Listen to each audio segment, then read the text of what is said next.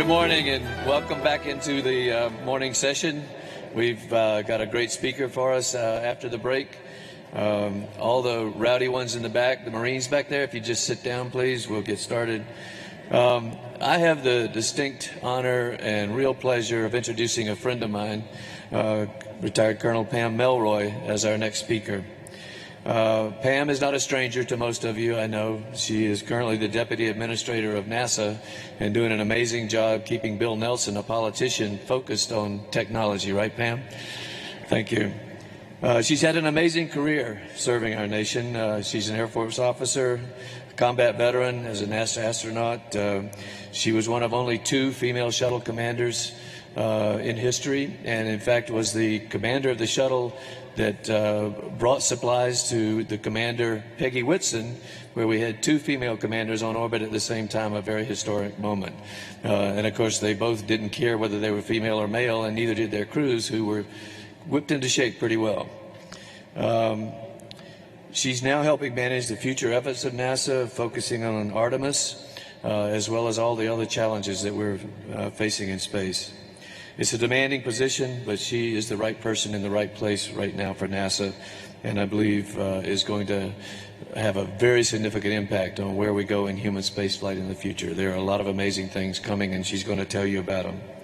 So it's a pleasure to have her back at the Space Symposium, representing the men and women of NASA. And Pam, please join me on the stage. Thank you.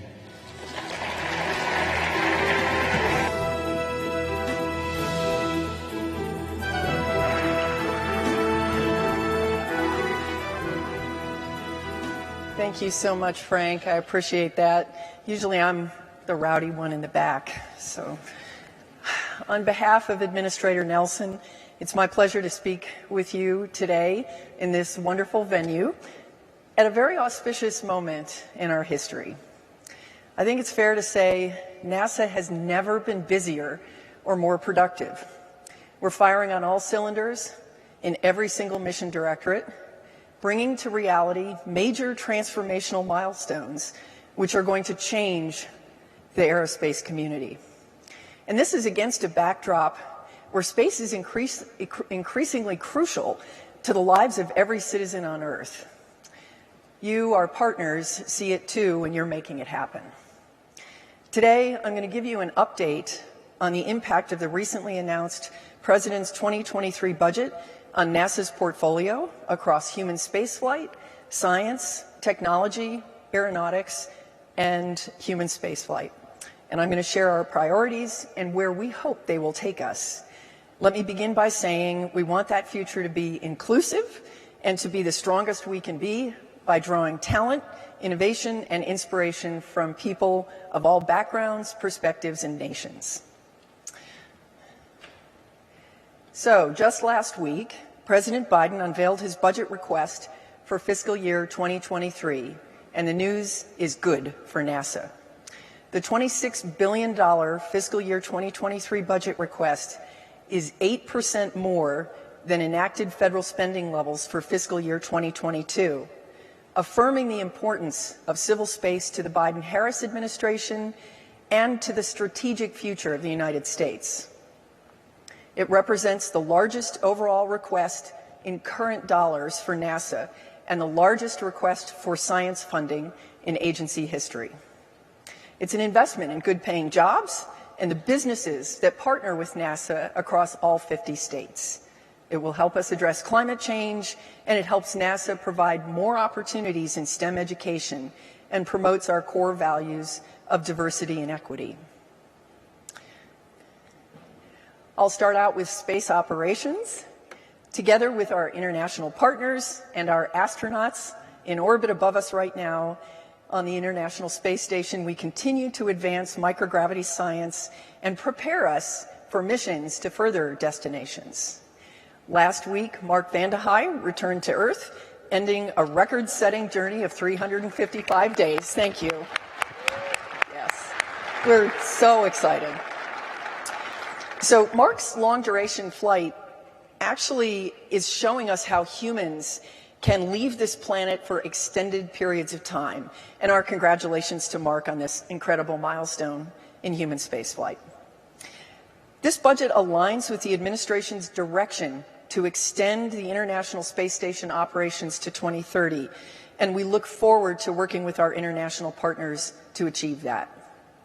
With over $220 million for commercial LEO destinations in this budget request, we will continue to work with our industry partners to lay the foundation for a follow-on commercial destination and continue to develop the commercial new space economy.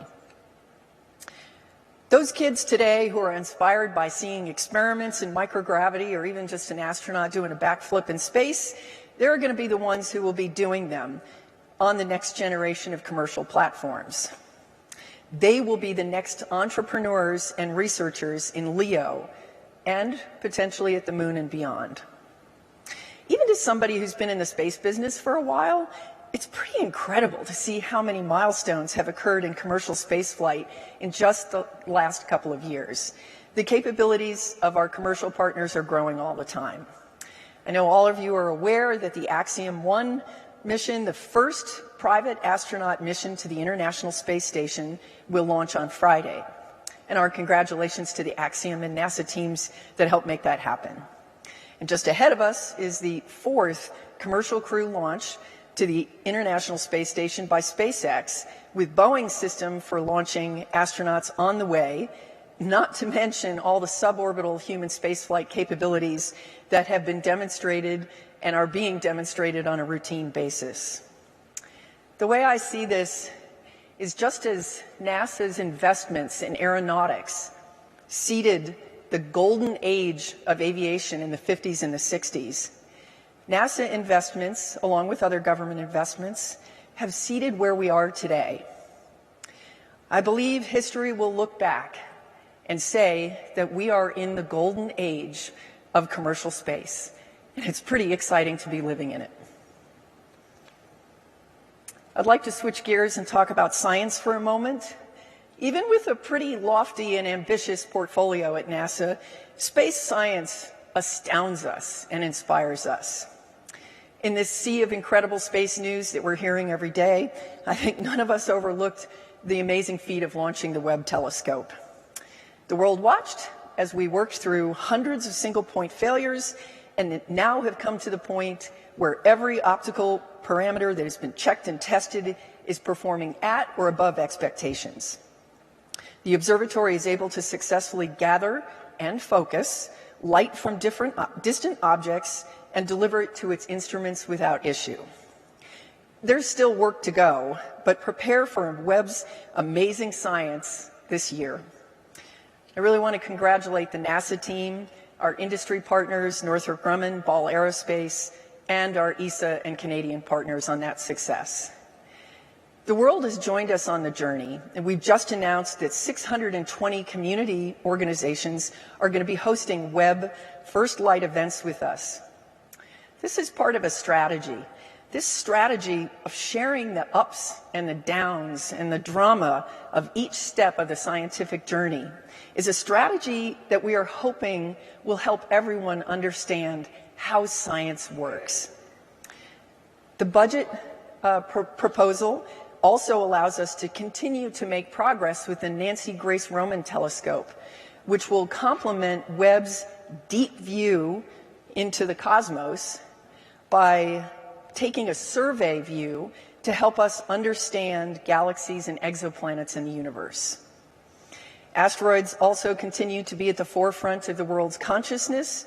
This year we will launch Psyche to study a very different kind of asteroid, and we anticipate our planetary protection mission, DART, this fall will help us shed light on a potential deflection technology that perhaps we could use on a dangerous near-Earth object. The President's budget will also enable our Mars sample return. Whoop, okay, not quite the right. Can you go back one? What am I showing? Nope, go to the next one. Thank you. Mars sample return. President's budget will also enable our Mars sample return mission in partnership with ESA, which will revolutionize our understanding of Mars by returning samples for study using the most sophisticated instruments around the world. And that work is already underway with the Perseverance rover collecting those samples, even as the rover continues on-site search for signs of ancient life. Those samples could be the best opportunity to reveal Mars's early evolution and potential for life. This mission is a huge challenge. It's an enormous technical challenge. We'll have a lot of firsts on this mission, including the first time several vehicles would land on the surface of Mars orchestrated around the same time. It will also be the first launch from the surface of another planet with the Mars Ascent Vehicle, and the first international interplanetary relay effort using multiple missions to bring back a sample from another planet.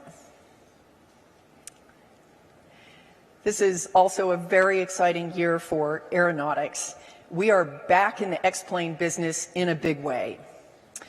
We intend to lead in green aerospace, including our X-57 all-electric aircraft scheduled for flight test this year.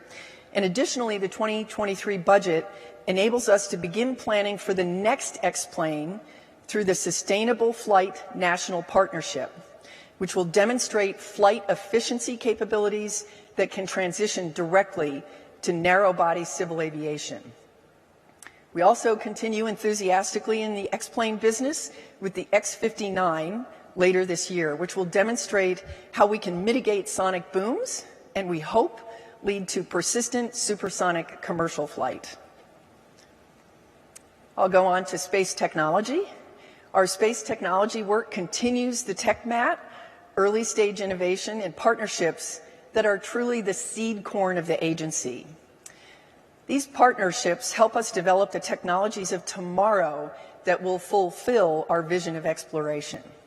Satellite servicing, fission surface power, and a test of a new type of heat shield for atmospheric reentry that will help us deliver much heavier payloads are just a few of the things on tap.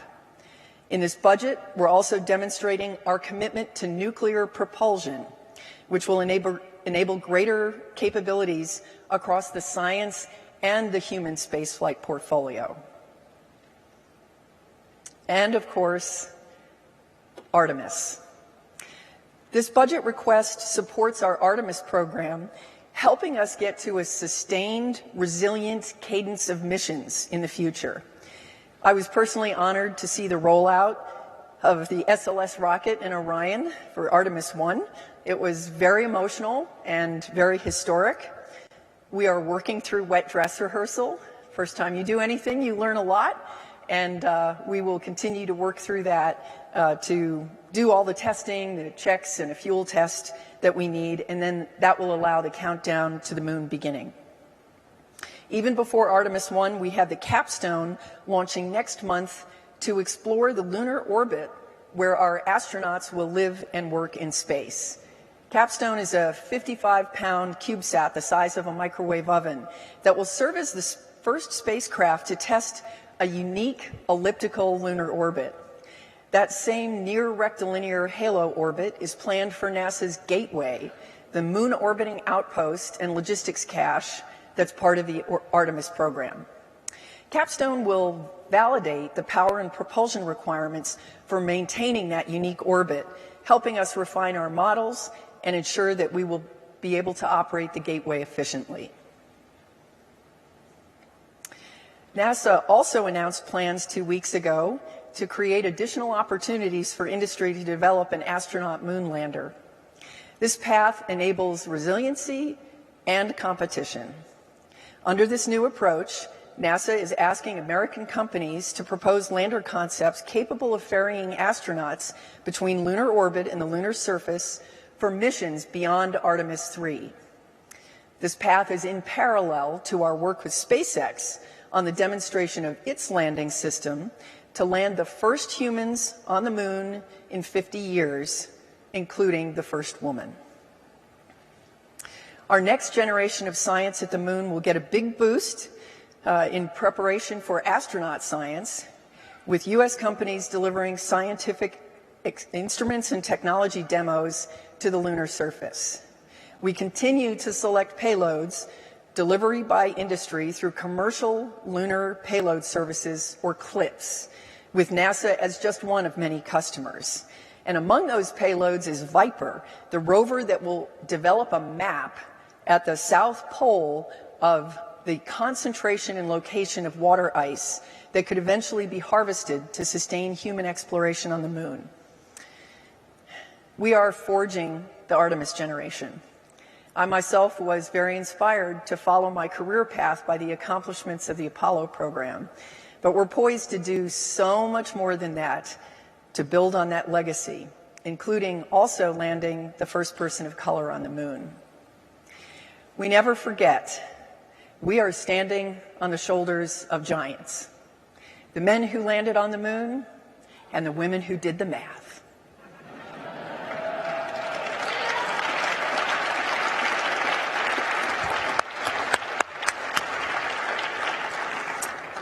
I'd like to shift gears now and talk about the agency's priorities. First and foremost, we will continue to be a global leader in science, aeronautics, space technology, and human spaceflight. But in addition, for the agency, we have three cross-cutting priorities: climate, workforce, and the Moon to Mars strategy. Our changing climate is creating an existential threat to all of us, crew members of Spaceship Earth. And NASA is uniquely positioned through our Earth Science program to contribute to one of the first key priorities of NASA, understanding climate change. This year, with our international partners, we initiate the Earth System Observatory, a series of Earth-observing satellites that will measure key parameters to improve the world's understanding of climate change.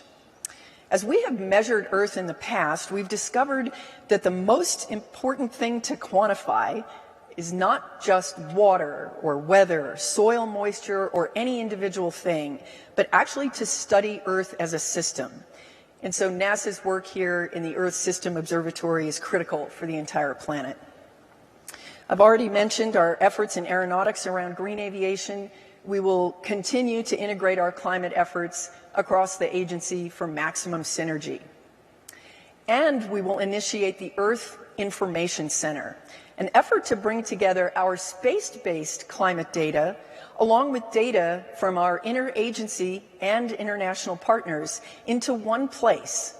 This will help make it more accessible to scientists, yes, but we really intend to make it more accessible to decision makers and also all citizens, especially in our communities that are most affected by climate change.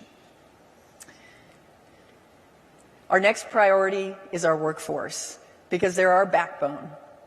We've recently gone through an enterprise transformation in our Mission Support Directorate, and we will continue to encourage and facilitate a one NASA, one team approach to everything we do. We recognize that our investments in commercial space have broadened the pool of choices available to us for how we accomplish our work. Understanding the best practices in those kinds of partnerships and defining the unique and crucial role of the NASA workforce for the future is a key priority. The future of work is something every single person in this room is wrestling with. I think we all feel exhilarated, maybe a little daunted to all be together again. We believe that getting that right is absolutely essential to support a future where we're still the employer of choice. And although this is mostly an inward-facing priority, we also intend to work with our industry and government partners to advance a diverse pipeline and workforce for the entire community. Now I'd like to talk about our Moon to Mars strategy. This is a special moment for us as we prepare to launch Artemis 1. We have a pretty solid plan laid out through Artemis 4. We have hardware for each of those missions, either fully completed or under construction. We have clear goals for each of those missions. But there's a lot of questions we have to answer about what comes next. So as we prepare to launch Artemis 1, this is a great time for us to stop and think about our Moon to Mars strategy. This is a cross-cutting priority for the agency. Although the Exploration Systems Directorate, led by Jim Free, is responsible for executing the Artemis campaign, the goal of solar system exploration actually spans all the mission directorates. And yes, I mean all.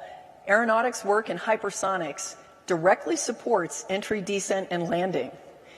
We see capabilities such as the current Ingenuity helicopter on Mars just completed its 22nd flight, and the future Dragonfly aerial vehicle on Titan. We're going to continue to see the seams between air and space blur. And science, of course, is front and center in exploration. We have come so far since Apollo. So our astronauts on Apollo had a scientific tool. It was a scoop that allowed them to pick up rocks to put into a box and bring home. Those samples have proved to be a treasure for the whole world. But think how far we've come in science since then.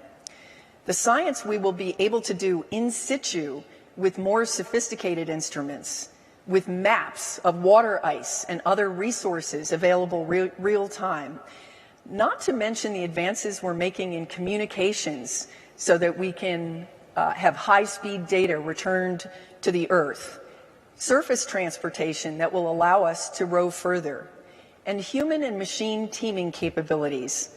We think they're going to transform science on the Moon and Mars.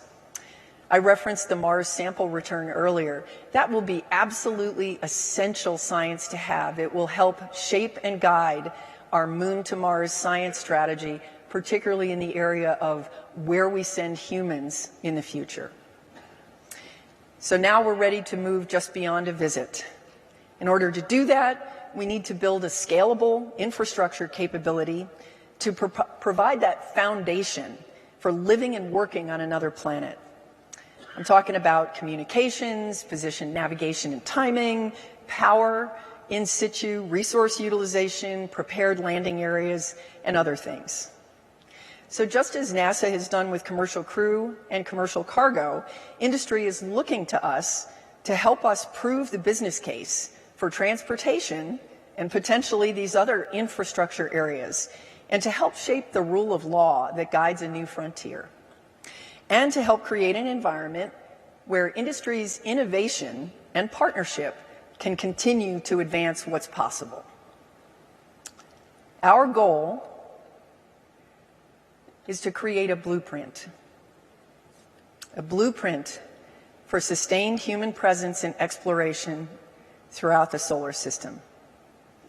We will build objectives in these areas that I've mentioned. They will act as our guidepost over the next 2 decades as individual programs advance and technologies advance, to help ensure that the things that we're doing are integrated and stay focused on that goal. We need to be very clear about what it is we are doing on the Moon that gets us to Mars. We will practice developing this blueprint on the Moon, and then we will demonstrate it on Mars in preparation for other destinations. We don't undertake this responsibility lightly. Underpinning our approach is the essential belief that it's going to be a global effort, and by that I mean not only worldwide in a geographic sense, but also global in the sense that many fields, partners, and disciplines will have to be involved in this work. Yes, we need scientists and engineers, and we need artists. We need partnership with nations of all sizes and companies both large and small. Academia, citizen scientists, the students just starting school today, and those entering the workforce. And of course, our mentors who will help pass on the lessons that we have all fought to learn over these many decades. NASA is kicking off an effort for consultation to define these objectives with our partners, both industry and international, so that we are addressing the priorities of nations and industry in developing this blueprint. We recognize that the things that we do will carry precedence, and that means how we go is just as important as what we do. In the spirit of peaceful exploration, it will mean adhering to our values of openness, transparency, shared data, and a commitment to norms to help us work together. We are helping to establish that playing field through the Artemis Accords. I'm proud to say that Singapore joined us last week as the 18th signatory, and more are on the way. The Artemis Accords are fairly simple. They're a set of principles grounded in the 1967 Outer Space Treaty, by which our signatories commit to behave in a rules-based, responsible way in their space exploration activities.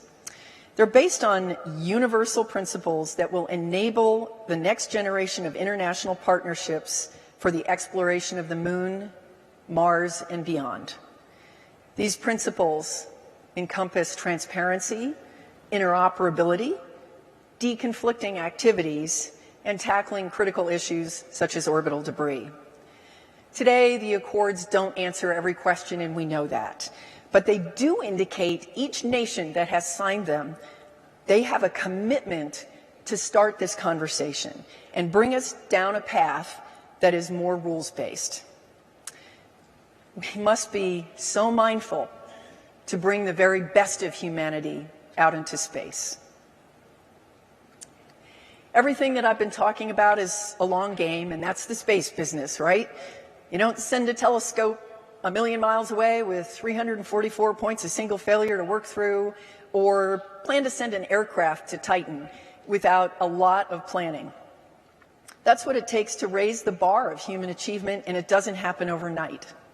I've covered a lot of ground today, but I wanted to be sure that everyone was aware of the scope of the work that's going on in space and where we're focused. Just want to say, if you work in industry, you have a place in NASA's plans for the future. It's a global plan. If you're a student or earlier in your career, wow, there's a lot happening. To our international and our intergovernmental partners, current and yet to come, I just say thank you. Your expertise, perspective, and friendship will help us do what we do in a better way. If you've seen the pictures of the SLS rocket stacked on the pad with Orion, you know that the dream of going beyond low Earth orbit with humans is no longer deferred. It's a dream we can all share.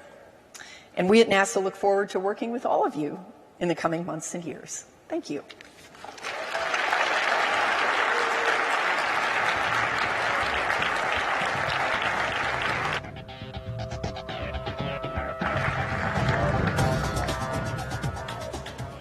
Thank you, Pam Melroy.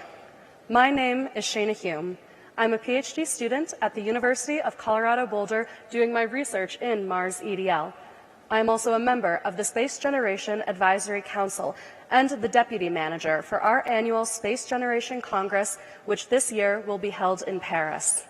However, most importantly today, I am also an alumni of the Matthew Isakowitz Fellowship Program, a pipeline to bring young leaders